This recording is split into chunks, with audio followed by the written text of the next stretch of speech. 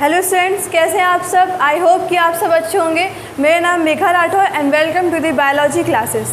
तो बेटा जो हमारा चैप्टर चल रहा था इसका नाम है द लिविंग वर्ल्ड। इसमें हम लोगों ने क्या क्या पढ़ लिया उसको थोड़ा सा हम लोग रिकॉल करते हैं। हमने सबसे पहले देखा कि लिविंग होता क्या है।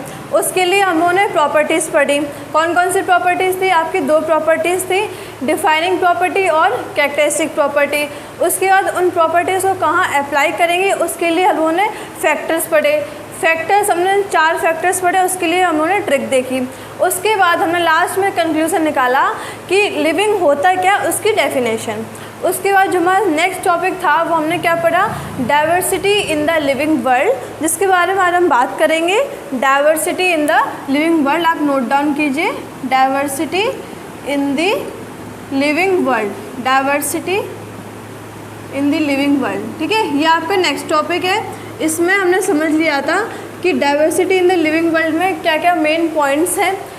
आपका क्या पॉइंट्स मैंने बताया था, इंपॉर्टेंट पॉइंट आपका क्या है जिस पे आपके क्वेश्चंस आ सकता है, वो क्या है कि साइंटिस्ट ने आज तक कितनी स्पीशीज़, कितनी नंबर ऑफ स्पीशीज डिस्कवर कर ली हैं और उनका प्रॉपर डिस्क्रिप्शन दे दिया है। तो कितनी स्पीशीज़ मैंने आपको बताई थी, उनकी रेंज थी 1.7 से 1.8 मिलियन, 1.8 मिलियन। इतनी नंबर ऑफ स्पीशीज़ साइंटिस्ट ने डिस्कवर्ड कर ली थी, इनके बारे में हमको पता है और इनका प्रॉपर डिस्क्रिप्शन दिया था।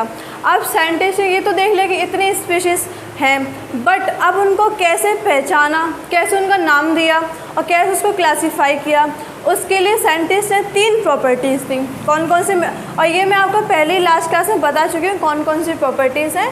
प्रॉपर्टीज़ क्या है आपकी, प्रॉपर्टीज़ फॉर डाइवर्सिफिकेशन, डिवाइड करने के लिए स्पीशीज़ को किस किस के बेसिस पे, उसके लिए साइंटिस्ट ने 3 प्रॉपर्टीज़ ली जिनके बेस पे डाइवर्सिफिकेशन किया गया। 3 प्रॉपर्टी कौन सी थी? पहली आपकी थी आइडेंटिफिकेशन, आइडेंटिफिकेशन थी। सेकंड आपकी थी नोमेनक्लेचर, नोमेनक्लेचर जिसमें नेम दिया गया किसी स्पीशीज़ को, नोमेनक्लेचर। थर्ड आपके थे क्लासिफिकेशन, क्लासिफिकेशन। यहाँ तक हम लोगों ने लास्ट क्लास में पढ़ लिया था कि आइडेंटिफिकेशन, नोमेनक्लेचर और क्लासिफिकेशन, ये 3 उन्होंने प्रॉपर्टीज़ थी जिनके बेसिस पर डाइवर्सिफिकेशन किया गया। अब आज की जो क्लास है इसमें हम इन तीनों के बारे में डिस्क्रिप्शन से डिटेल में देखेंगे। आइडेंटिफिकेशन का मतलब क्या होता है, नोमेनक्लेचर क्या होता है, क्लासिफिकेशन क्या होता है। तो थोड़ा सा मैं आपको आइडिया दे दूँ। आइडेंटिफिकेशन, अब वर्ड देखिए क्या लिखा है, आइडेंटिफिकेशन मतलब कि आइडेंटिफाई करना, किसी भी स्पीशीज़ को आइडेंटिफाई करना कि वो प्लांट है, एनिमल है या फिर कोई और माइक्रो ऑर्गेनिज्म है। ठीक है, उसके बाद उसको, उसकी पहचान करने के बाद उसको नाम देना, उसको नाम देना क्या प्रोसेस कहलाएगी, नोमेनक्लेचर।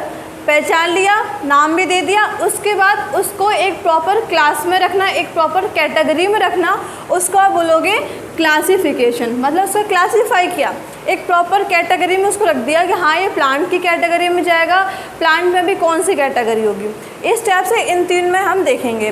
तब तक आप ये नोट डाउन कीजिए, फिर हम आगे मूव करते हैं, एक एक प्रॉपर्टी को डिटेल में समझते हैं। स्क्रीनशॉट लीजिए आप। तो प्रॉपर्टीज़ के लिए मैंने 3 प्रॉपर्टीज़ बताई थी, उसमें से पहले आपकी प्रॉपर्टी है जिसके बाद डिटेल में हम जानेंगे, वो क्या है, आइडेंटिफिकेशन। मैंने आपको बताया आइडेंटिफाई करना मतलब किसी की पहचान करना, ability to identify, ability to identify the species, identify the species. पहला पॉइंट ये आपका हो गया, मतलब किसी स्पीशीज़ को पहचान करना।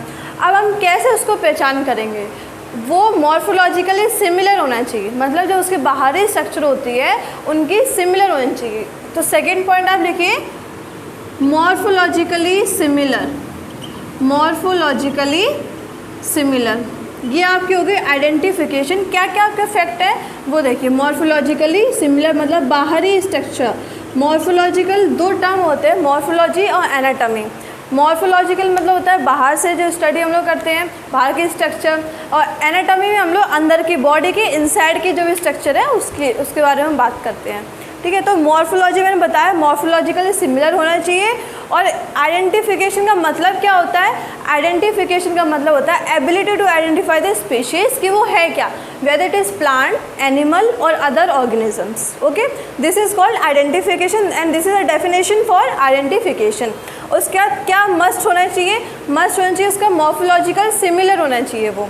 तो ये दो आप पॉइंट नोट कीजिए। उसके बाद हम चलते हैं जो दूसरी हमारी प्रॉपर्टीज़ है, वो प्रॉपर्टी क्या है सेकंड, वो है आपकी नॉमेनक्लेचर। उसके बारे में हम देखते हैं। तो इसमें आप ज़्यादा नोट कीजिए इतना।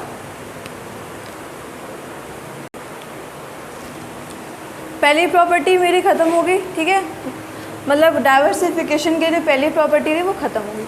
सेकंड क्या है आपकी? सेकंड आपकी नॉमेनक्लेचर। नॉमेनक्लेचर का मतलब क्या होता है? The process in which a organism get it name, ठीक है, जिसमें हम किसी भी एक ऑर्गेनिज्म को नेम देते हैं, वो प्रोसेस क्या होती है? आपकी नॉमेनक्लेचर। अब इसमें जो नॉमेनक्लेचर की प्रोसेस है ये प्लांट्स के लिए भी होती है और एनिमल्स के लिए भी। तो क्या एक ही मतलब कुछ ऐसा कोड है जिसमें हम दोनों की नेम कर सकते हैं या फिर अलग अलग है? तो पहले हम इसकी डेफिनेशन लिखते हैं। The process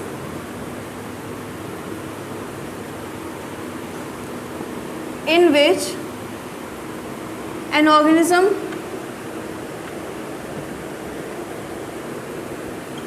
get a name, ठीक है, मतलब एक ऐसी प्रोसेस जिसमें किसी ऑर्गेनिज्म को एक नाम, कोई भी नाम मिलता है, प्रॉपर नेम उसको मिलता है।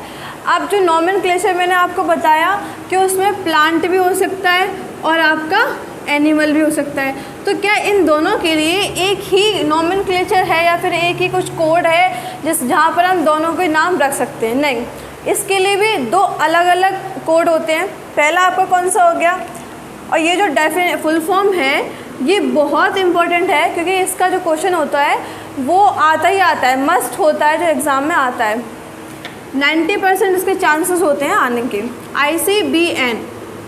ICBN और दूसरी आपकी डेफिनेशन फुल फॉर्म है आपकी ICZN। ICBN के जो फुल फॉर्म, पहला फुल फॉर्म लिखिए, फिर मैं आपको बताती हूँ कि कौन सी प्लांट्स के लिए होती है और कौन सी एनिमल्स के लिए। तो ICBN के फुल फॉर्म है वो बेटा है international code for botanical nomenclature. Botanical nomenclature. अब आपको इसमें जो पॉइंट एक है वो आपको याद क्या रखना है? वो आपको बेटा ये याद रखना है, ये वर्ड। क्वेश्चन काफ़ी बार एग्जाम में कैसे आपको दे देंगे, ICBN के फुल फॉर्म बताइए, ठीक है। उसके बाद एक ऑप्शन आपका ये होगा, सेकंड में आपको लिख देंगे international code of botanical nomenclature, किसी में internet code of botanical nomenclature, इस टाइप से। बट बच्चे जो सबसे ज़्यादा कन्फ्यूज़ होते हैं वो कहाँ कन्फ्यूज़ होते हैं? वो देखते हैं फॉर और ऑफ में, सबसे ज़्यादा यहाँ कन्फ्यूज़ होते हैं। तो आपको यह एकदम रिमेंबर रखना है, एक इस पॉइंट को आपको भूलना नहीं, इंपॉर्टेंट इस पर लिख लीजिए कि ये जो है यहाँ पर फॉर होगा, international code for botanical nomenclature. Botanical से बहुत बच्चे अंदाज़ लगा रहे होंगे बोटेनिकल तो मतलब यहाँ पे किस चीज़ की नॉमेनक्लेचर होगी। तो यहाँ पर जो नॉमेनक्लेचर होगा प्लांट्स के लिए होगा। किसके लिए होगा बेटा? प्लांट्स के लिए। यहाँ इसके अंदर जितने भी प्लांट्स हैं उन सब के नेम इसी ICBN के अंदर रखे जाते हैं। और ICBN के फुल फॉर्म क्या है? International code for botanical nomenclature. और आपको सबसे ज़्यादा किस पे फोकस करना है? फॉर, क्योंकि ऑप्शन में ऐसे दे देंगे फॉर होता है, ऑफ होता है, और उस टाइम पे क्या होता है जब आप एग्ज़ाम देने जाते हो तो एकदम टाइम का बहुत इशू होता है। तो बच्चे क्या करते हैं जल्दी जल्दी में ऑप्शन देखते हैं, अरे ये होगा तो बस ऑफ पे टिक कराते हैं और फिर घर आके देखते हैं वही गलत होता है। तो इसलिए आपको इस पर बहुत ध्यान रखना है कि ऑफ है या फिर फॉर है, ठीक है। तो यहाँ पर क्या होगा? For botanical nomenclature. ICZN की फुल फॉर्म क्या है? ICZN की फुल फॉर्म है international code of zoological nomenclature. Zoological nomenclature, ये होगी ICZN की फुल फॉर्म। अब यहाँ पर देखिए मैंने आपको बताया पहले में आपका था फॉर, क्या था? International code for botanical nomenclature, और इसमें क्या होगा, इंटरनेशनल कोड ऑफ। यहाँ पर जब भी हम एनिमल्स का, आप एक याद रखिए, एनिमल्स का जो नोमेनक्लेचर रखेंगे, जो जूलॉजिकल नोमेनक्लेचर है उसके फुल फॉर्म में ऑफ होगा, और जो प्लांट्स के लिए बोटेनिकल नोमेनक्लेचर है उसके लिए फॉर होगा। तो यहाँ रिमेंबर कीजिए क्या होगा बेटा, ऑफ होगा, international code of zoological nomenclature. अब आप बताइए जूलॉजिकल नोमेनक्लेचर है तो यहाँ पे किसका नोमेनक्लेचर होगा या फिर किसको हम यहाँ पे नाम देंगे इस कोड के अंदर। तो इसमें जो हम नेमिंग करेंगे वो हम नेमिंग करेंगे जितने भी एनिमल्स हैं उनकी, किसकी करेंगे, एनिमल्स की यहाँ पर नेमिंग करेंगे हम। तो आप देखिए मैंने आपको पहले तो मैंने ये बताया कि नोमेनक्लेचर होता क्या है, डेफिनेशन। उसके बाद प्लांट और एनिमल्स को नेम देने के लिए कौन कौन से कोड हैं, क्या उनके लिए एक ही कोड होता है या फिर अलग अलग है। तो मैंने आपको बताया अलग अलग होता है। उसमें भी इस पर आप स्टार मार्क लगाइए इन दोनों पर, क्योंकि ये बहुत इंपॉर्टेंट है। ये भले ही आप एग्ज़ाम में वो आपसे ना पूछें डेफिनेशन, बट ये क्वेश्चन आपके आ सकता है कि ICBN और ICZN की फुल फॉर्म क्या है और ICBN किसके लिए एप्लीकेबल होता है, इसके अंडर हम किनकी नेमिंग करते हैं, और ICZN में किसकी नेमिंग करते हैं और उनकी फुल फॉर्म क्या है। और आपको फुल फॉर्म में मैंने आपको बताया आपको क्या याद रखना है, जो बोटेनिकल नोमेनक्लेचर में है वहाँ पर आपका फॉर होगा, और जो जूलॉजिकल नोमेनक्लेचर है वहाँ पर आपका ऑफ होगा। इस पर भी आप स्टार मार्क लगाइए या अलग आप पेन से इसको नोट कीजिए। ये दोनों हो गए इसकी डेफिनेशन, फुल फॉर्म, ठीक है। तब तक आप इसको नोट कीजिए, फिर हम आगे देखते हैं कितने टाइप के नोमेनक्लेचर होते हैं, कौन सा मोस्ट एक्सेप्टेड है, ठीक है। आप तो इसको नोट कीजिए, स्क्रीनशॉट ले लीजिए आप। तो मैंने अभी आपको नोमेनक्लेचर बता दिया है, नोमेनक्लेचर की डेफिनेशन क्या होती है। उसके बाद प्लांट्स के लिए कौन सा नोमेनक्लेचर होता है, एनिमल्स के लिए कौन सा नोमेनक्लेचर होता है, ठीक है। अब हम देखते हैं कि नोमेनक्लेचर कितने टाइप का होता है और जो सबसे ज़्यादा यूज़ होता है, जिसके अंडर हम किसी भी स्पीशीज़ को नेम देते हैं, वो कौन सा है। तो वैसे तो बहुत टाइप के होते हैं, बाइनोमियल, ट्राइनोमियल, बट जो सबसे मोस्ट एक्सेप्टेड, मोस्ट यूजली जो आपका नोमेनक्लेचर है वो आपका है बाइनोमियल नोमेनक्लेचर। तो आप यहाँ पर एक पॉइंट लिखिए, मोस्ट एक्सेप्टेड नोमेनक्लेचर, मोस्ट जो सबसे ज़्यादा यूज़ होने वाला या फिर जो सबसे ज़्यादा आज हम जो पढ़ रहे हैं, जो करंट में जो हम पढ़ रहे हैं वो कौन सा नोमेनक्लेचर है, वो आपका हो जाएगा बाइनोमियल नोमेनक्लेचर। कौन सा आपका, बाइनोमियल नोमेनक्लेचर। और एक किस साइंटिस्ट ने दिया था, ये दिया था आपका कैरोलस लिनेस ने। क्या नेम है बेटा साइंटिस्ट का, कैरोलस लिनेस ने ये दिया था बाइनोमियल नोमेनक्लेचर, ठीक है। साइंटिस्ट का नाम लिखिए कैरोलस लिनेस, ठीक है। ये साइंटिस्ट का नेम है जिन्होंने ये नोमेनक्लेचर दिया था। अब इस नोमेनक्लेचर में क्या होगा वो हम डिटेल में देखते हैं। बाई का मतलब क्या होता है, बाई का मतलब होता है 2, बाई का मतलब 2 होता है, ट्राई का मतलब 3 होता है, मोनो का मतलब सिंगल होता है। तो यहाँ बाई का मतलब 2 होता है और नोमियल का मतलब होता है नेम, नोमियल का मतलब होता है नेम, और नोमेनक्लेचर का आपको मतलब पता है नाम देना। तो मतलब 2 नेम, 2 नेम। इसके अंदर जो एक नेम है उसको हम 2 पार्ट में डिवाइड करेंगे, ठीक है। उसके वो जो साइंटिफिक नेम है उसके लिए भी कुछ रूल्स होते हैं। बाइनोमियल नोमेनक्लेचर में जो भी हम नाम देंगे साइंटिफिक नाम, उसको भी लिखने के लिए कुछ रूल्स होते हैं। ऐसे नहीं कि डायरेक्ट उसको कैसे भी लिख दें, क्योंकि क्या होता है ना, जो बहुत सारे मतलब स्पीशीज़ हैं उन सब का जो नाम है वो ऑल ओवर वर्ल्ड में कॉमन नेम सेम नहीं होता है। जैसे कि आप बोले ब्रिंजल है तो हम लोग यहाँ ब्रिंजल बोलते हैं, ऑस्ट्रेलिया में उसका कुछ और नेम होगा, और जो बाहर की और कंट्री है मतलब एरिया टू एरिया चेंज होता है नाम। तो साइंटिस्ट ने इस प्रॉब्लम को ख़त्म करने के लिए, जो इशू था इसको ख़त्म के लिए उन्होंने बाइनोमियल नोमेनक्लेचर दिया, या फिर एक साइंटिफिक नाम दिया जो ऑल ओवर वर्ल्ड में एक्सेप्टेड होगा, जो ऑल ओवर वर्ल्ड में एक्सेप्टेड होगा। जैसे कि आप ले लीजिए लायन है, उसका क्या हो गया, पैंथेरा लियो। तो ये आप चाहे इंडिया में बोलिए चाहे और अदर बाहर की कोई कंट्री में बोलिए, वहाँ पर ये आपका नेम गलत नहीं बोला जाएगा, ये एकदम ठीक नेम है। Panthera leo. तो अब हम देखते हैं बायनोमियल नोमेनक्लेचर में कौन कौन से रूल्स होते हैं जिनके बारे में हम पढ़ेंगे, और उसी के अकॉर्डिंग हम किसी भी स्पीशीज़ को, किसी भी ऑर्गेनिज्म को एक प्रॉपर साइंटिफिक नाम देंगे। और ये बायनोमियल नोमेनक्लेचर किसने दिया था? ये आपका दिया था कैरोलस लिनस ने। इस पर आप स्टार मार्क लगाइए, ये इंपॉर्टेंट क्वेश्चन है। ये आपका एग्जाम में पूछ लेते हैं कि जो बायनोमियल नोमेनक्लेचर है वो किस साइंटिस्ट ने दिया। आपको ऑप्शन दे देंगे 3-4 आपको ऑप्शन देंगे, उसमें से एक ये होगा कैरोलस लिनस। इसको आपको टिक करना है, ठीक है, ये आपको याद रखना है, कैरोलस लिनस। और कौन सा सबसे ज़्यादा एक्सेप्टेड नोमेनक्लेचर? Binomial nomenclature. ये तो आपको भूलना ही नहीं है, याद रखना है हमेशा, ठीक है। उसी से फिर आपको बस याद आ जाएगा कि किसने दिया था। अब हम मूव करते हैं कि इसके कौन कौन से रूल्स होंगे बायनोमियल नोमेनक्लेचर में एक प्रॉपर साइंटिफिक नाम के लिए, ठीक है। आइए मूव करते हैं, तब तक आप इसको नोट डाउन कीजिए, स्क्रीनशॉट लीजिए इसका आप।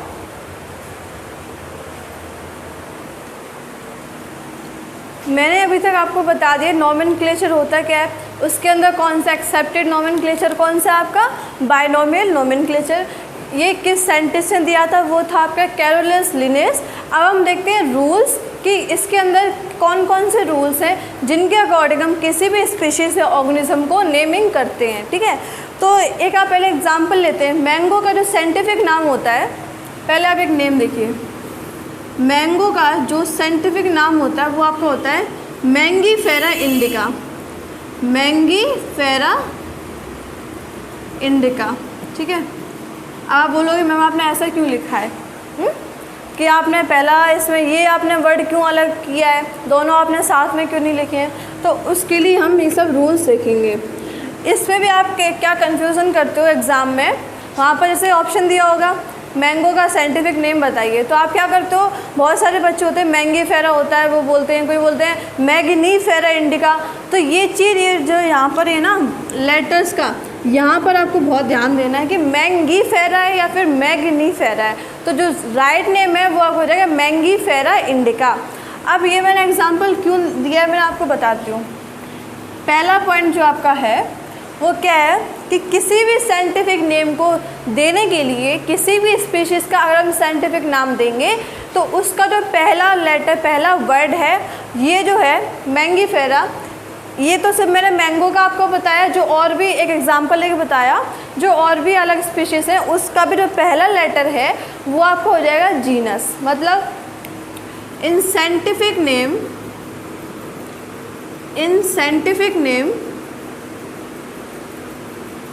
first word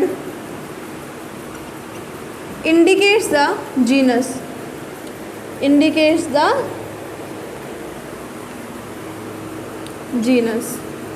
ठीक है। जो पहला वर्ड है वो आपको क्या इंडिकेट करेगा कि ये क्या है आपका जीनस, ठीक है। अब इसका भी जो पहला लेटर होगा जीनस, ये जो वर्ड है इसका भी जो फर्स्ट लेटर है वो कैसा होगा? वो आपका होगा कैपिटल लेटर। वो आपका कौन सा लेटर होगा बेटा?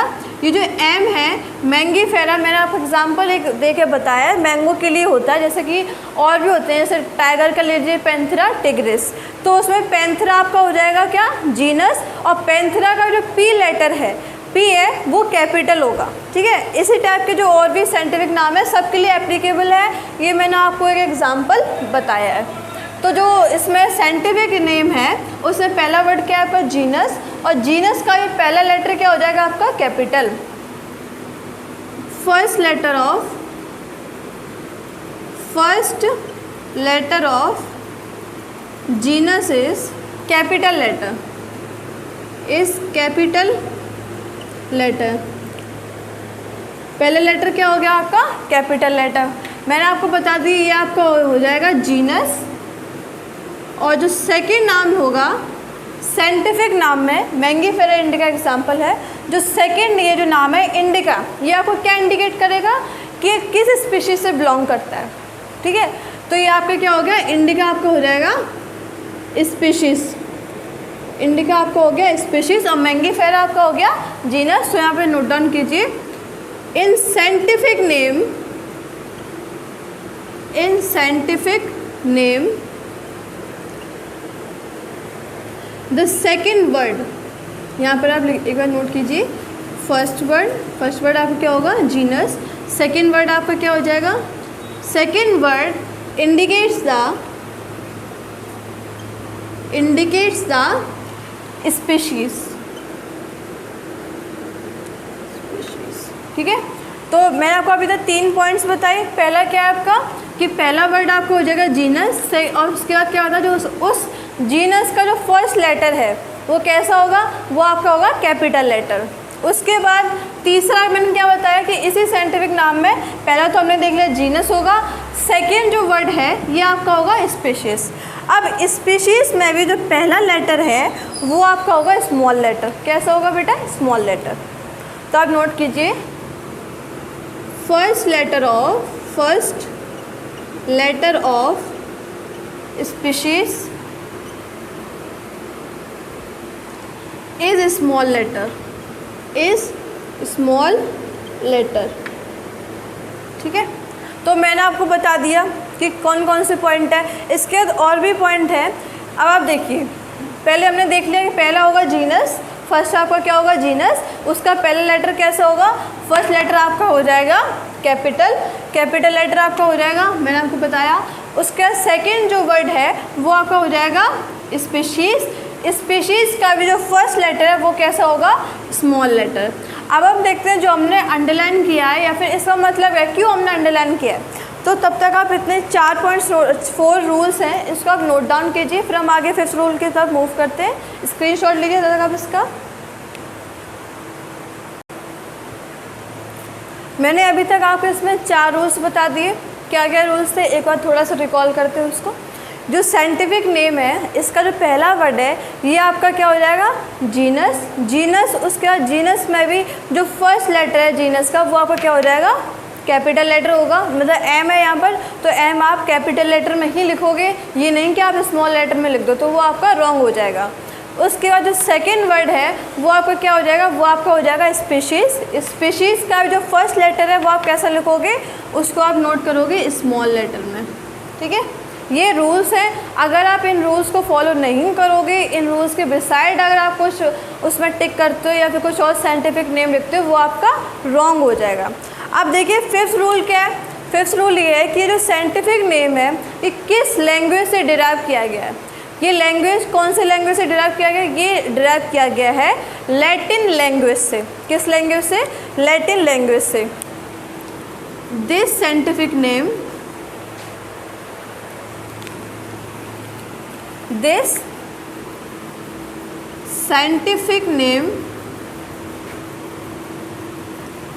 is derived from which language, from Latin language.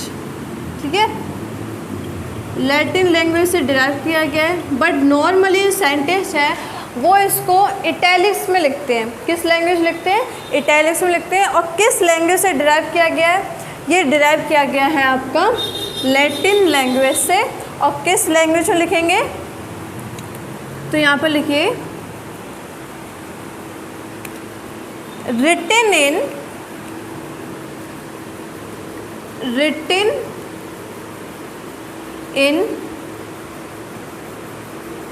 italics लिखेंगे हम इटैलिक्स में। अगर हर कोई तो इटैलिक्स में नहीं लिख सकता है ना, तो उसके लिए हम क्या करेंगे, जो ऑल ओवर वर्ल्ड फॉलो हो जाए, जो हर किसी के लिए कन्वीनियंट हो जाए लिखने के लिए। साइंटिस्ट ने बोला अगर आप इटैलिक लैंग्वेज में नहीं लिख सकते हैं तो जो भी वर्ड है आपका जीनस और स्पीशीज़, आप इसको सेपरेटली अंडरलाइन कर दीजिए italics. If not then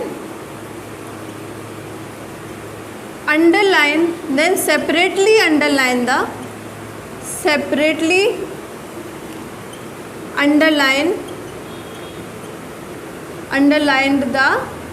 both letters, both words।